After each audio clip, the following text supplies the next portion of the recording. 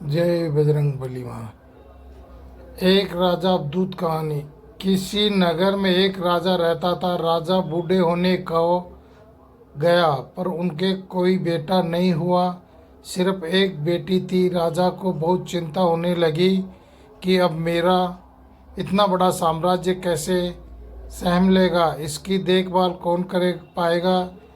एक दिन अचानक भगवान का नाम लेकर राजा ने ये निर्णय ले लिया कि कल सुबह जो भी हमारे दरवाजे पर आने वाला पहला व्यक्ति होगा, मैं अपनी बेटी से उसका विवाह कर दूंगा और अपना नया उत्तराधिकारी बना दूंगा।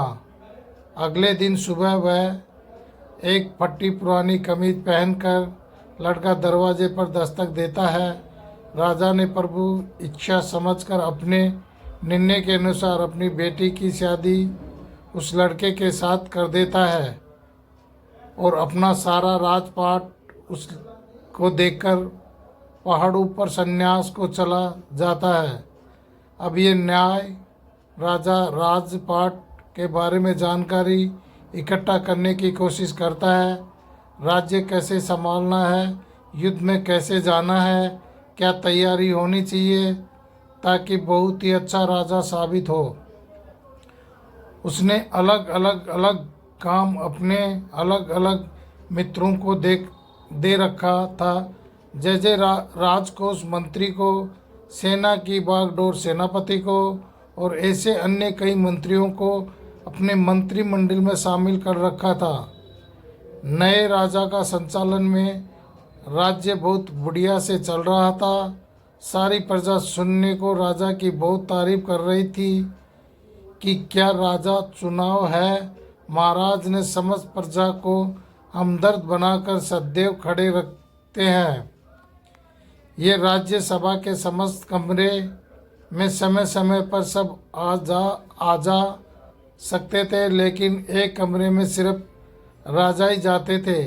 ये इसी कटोरी में 10 से 15 दिन में जाते थे कोठरी में, और किसी को जाने की अनुमति नहीं थी, यहाँ तक कि रानी को भी नहीं।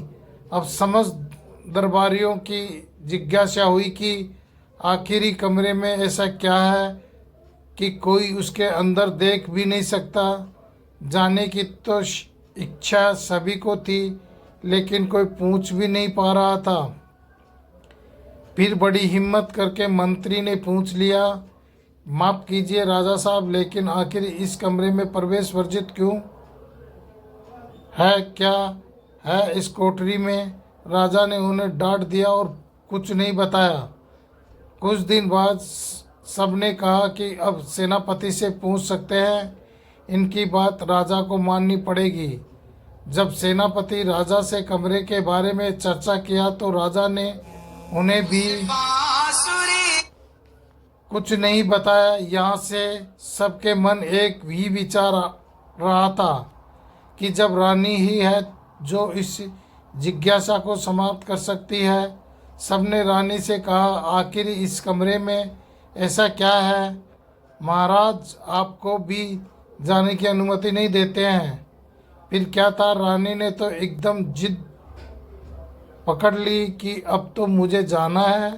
राजा के बहुत ही समझाने के बावजूद भी जब रानी नहीं मानी तो राजा ने उन्हें ले गए और कमरे का दरवाज़ा खोला। देखा तो उसमें कुछ भी नहीं था। एक फटी कमीज और कुछ फटे कपड़े टंगे हुए थे। सब ये देखकर हैरान थे।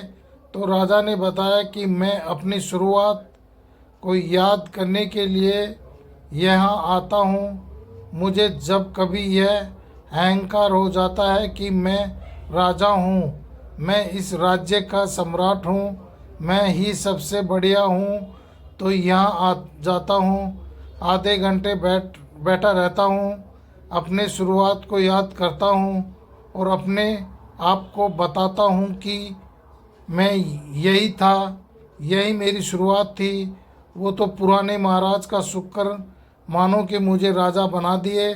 थोड़ी देर के बाद जब अहंकार टूट जाता है तो साफ और सच्चे मन से बाहर आ जाता हूँ और अपनी प्रजा की सेवा में लग जाता हूँ। कहानी सीखे।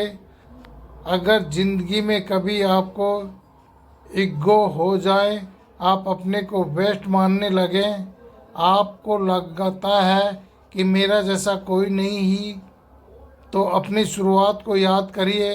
अपने स्ट्रॉन्ग गर्ल वाली पुरानी ज़िंदगी को याद करिए। आप सरल होने लगे, निम्रता होने लगे, ज़मीन से जुड़ा हुआ महसूस होने लगे। इसलिए कहा जाता है कि पैसा इंसान को ऊपर ले जाता है, इंसान पैसा को कभी ऊपर नहीं ले जा पाता है।